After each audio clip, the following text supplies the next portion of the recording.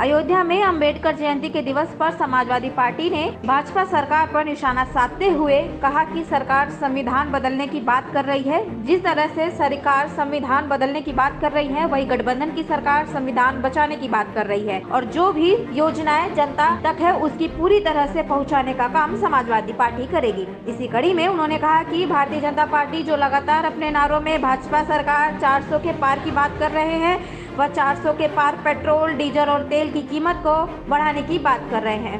अयोध्या से सोनू चौधरी की रिपोर्ट।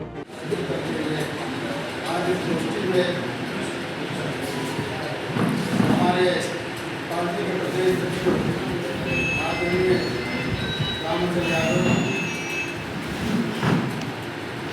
और हमारे महानगर के उपाध्यक्ष कृष्ण यादव जी, हाफिज खान साहब जी, महिला समाज की अध्यक्ष सुपर्णा जायसवाल जी, चंदन भाई, हमारे पिछड़ा वर्ग के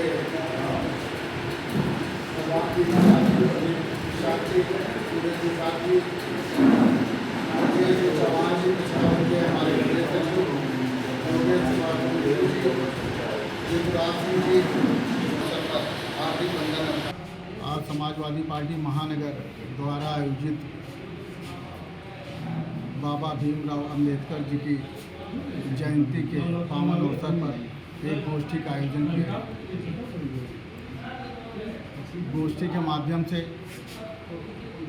और आपके चैनल के माध्यम से समाज के हर वर्ग को निवेदन करना चाहते हैं कि जो 2024 है वो देश के चुनाव में एक महत्वपूर्ण भूमिका अदा करने वाला है। अगर हम लोग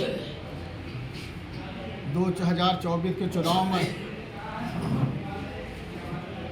जो सरकार इस समय सत्ता में है भारतीय जनता पार्टी, अगर 2024 में इनको हटा देते हैं तो देश एक सुनहरे पथ पर चलने को अग्रसर होगा। और 2024 में अगर फिर ये पार्टी सत्ता में आई तो इस देश का संविधान और लोकतंत्र खतरे में पड़ जाए। आज उसकी पुष्टि भारतीय जनता पार्टी के लोकसभा के सांसद आदरणीय लल्लू सिंह जी ने पुष्टि कर दी है कि जो मोदी साहब, अमित शाह जी घूम घूम कर हिंदुस्तान में 400 पार का नारा दे रहे हैं, वो इस देश के संविधान को बदलने का नारा दे रहे हैं।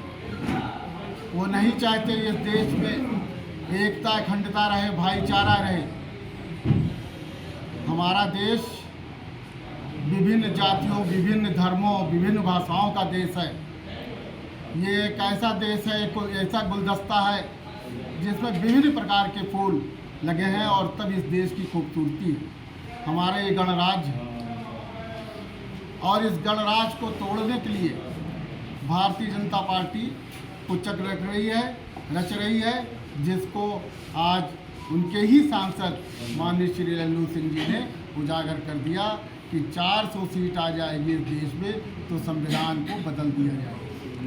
भैया, जैसे पिछली बार आपका जो गठबंधन हुआ था सब बसपा से हुआ था, आपको कैसे हरा पाएंगे जातीय अगर समीकरण देखा जाए तो? देखिए, गठबंधन तो अलग चीज़ है, वोट देती है जनता। और किस मुद्दे को वर्तमान समय में कैसे मुद्दे हैं, उस समय की आवश्यकता थी गठबंधन की, तो हमारे राष्ट्रीय नेतृत्व ने गठबंधन किया। और उस समय जो जनता को भ्रम के रूप में डाल दिया था, भ्रमित कर दिया था भारतीय जनता पार्टी ने, उस पर उनको लाभ मिला। लेकिन आज 10 साल के इनके कार्यकाल में जनता पूरी तरह समझ गई है कि जो में कैसे मुद्दे हैं। उस समय की आवश्यकता थी गठबंधन की, तो हमारे राष्ट्रीय नेतृत्व ने गठबंधन किया। और उस समय जो जनता को भ्रम के रूप में डाल दिया था, भ्रमित कर दिया था भारतीय जनता पार्टी ने, उस पर उनको लाभ मिला। लेकिन आज 10 साल के इनके कार्यकाल में जनता पूरी तरह समझ गई है कि जो ये कहते हैं वो करते रहेंगे। आज चाहे महंगाई देख लीजिए, बेरोजगारी देख लीजिए। आज बेरोजगारी का आलम यह है कि 80% नौजवान बेरोजगार है। 5 किलो राशन दे के आप सोचते हैं कि सबका वोट खरीद लेंगे, तो 5 किलो राशन से ज़्यादा तो महंगाई में अभी परेशान है। और बेरोजगारी का ये आलम है कि जो आरक्षण था वो आरक्षण का उपयोग होता तो कुछ दलित और पिछड़े नौकरी पा जाते, लेकिन ये जानबूझकर जैसे परीक्षा होती है और फिर पेपर लीक हो जाता है। तो ये सरकार की ही मंशा है कि किसी तरह पेपर लीक कराओ और पेपर ना होने दो, किसी को रोजगार ना मिल पाए। तो अब और उस समय की 19 की और 24 की परिस्थिति अलग है। क्या इसी दृष्टिकोण से देखते हुए समाजवादी पार्टी ने अपने संशोधन किया है अपने उसमें सपा के मैनिफेस्टो में, या इसको आप कह सकते हैं, जिसमें पहली बार आपके यहाँ अम्बेडकर का वाहिनी का गठन किया गया है? क्या ये दलितों को अपनी तरफ आकर्षित करने का नया वो अखिलेश जी का तरीका है? देखिए, हम लोग समाजवादी पार्टी तो नाम ही समाजवादी है। समाजवादी पार्टी मतलब समाज का हर वर्ग बिरादरी, यहाँ तक कि जीव जंतु भी हम लोग समाज में ले लेते हैं। जो हमारे घर में पला हुआ जानवर है वो भी अपने ही, तो समाज का हर वर्ग बिरादरी अपनी है, चाहे वो दलित हो और चाहे अगड़ा हो चाहे पिछड़ा हो। हम लोग की विचारधारा की पार्टी है। हम लोग की विचारधारा भगवान राम की विचारधारा से मिलती है। भगवान राम ने ही इस धरा पर समाजवाद की जो है एक तरह का बीज रोपित किया है। ठीक है जी। आज महानगर अयोध्या समाजवादी पार्टी कार्यालय पर बाबा भीमराव अंबेडकर जी आज महानगर समाजवादी पार्टी कार्यालय पर बाबा भीमराव अंबेडकर जी की जयंती बहुत ही धूमधाम से मनाई गई और गोष्ठी का आयोजन हमारे महानगर के अध्यक्ष श्री श्याम कृष्ण श्रीवास्तव जी की अध्यक्षता में किया गया था, और जिसमें हमारे सभी महानगर कमेटी के लोग, हमारे पार्षदगण, पूर्व पार्षदगण, सभी लोग यहाँ पर आज बाबा भीमराव जी को श्रद्धांजलि अर्पित किए हैं जी।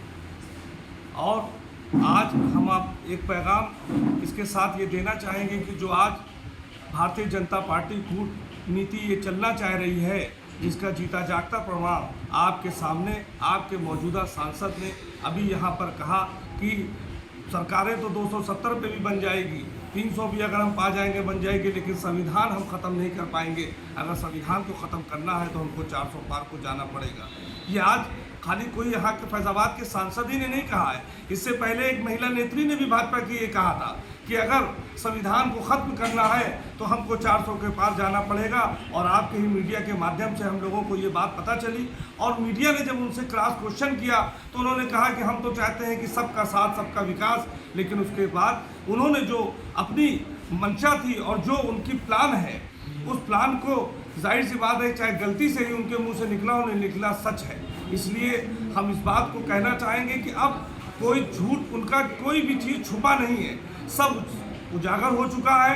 और इसी इलेक्शन में जिस संविधान को वो ख़त्म करना चाहते हैं, उसी संविधान की रक्षा करने के लिए सब समाज इनको वोट करेगा, क्योंकि जब संविधान है तो ही हम हैं। अगर संविधान ही नहीं रहेगा तो कुछ भी नहीं रहेगा।